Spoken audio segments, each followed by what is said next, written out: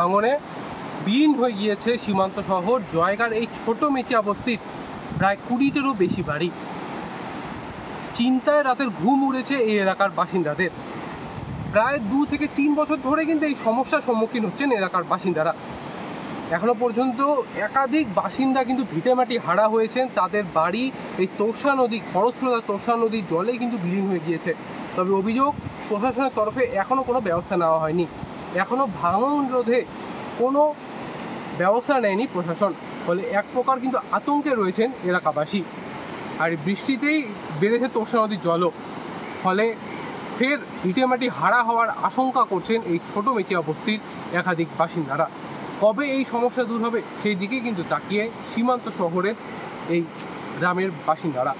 हम लोग का तो जो नदी का मामला है, नदी का से तो अभी सारा तो ज़मीन लेके गया हम लोग तो इतना तकलीफ से ज़मीन खरीदा था, कोई भी नहीं आ रहा है। प्लस फिर ये नदी के इतना सारा हम लोग कंप्लेन किया, ना पंचायत आ रहा है ना वीडियो आते फिर चले जाते, कुछ रिपोर्ट उन लोग का कुछ वही नहीं आ रहा है जो हम लोग का हेल्प करेंगे, वो हेल्प भी नहीं आ रहा है उन लोग का। तो कुछ हम लोग इतना कंप्लेंट कर रहे हैं लेकिन कोई आते जाते लेकिन कुछ दे ही नहीं रहे हम लोग को। यहाँ पर देखिए हम लोगों को यहाँ से कम 5 साल से ज़्यादा हो गया। यहाँ पर कितना घर चला गया, अभी ये साल भी गया, पिछले साल भी गया। मतलब 15-20 घर था यहाँ पर पूरा वहाँ तक था घर, सब बड़ा बड़ा बिल्डिंग, यहाँ बिल्डिंग चला गया।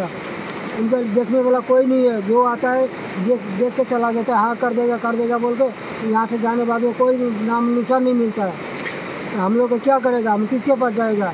हम लोग अलीपुर कहाँ जाकर गया।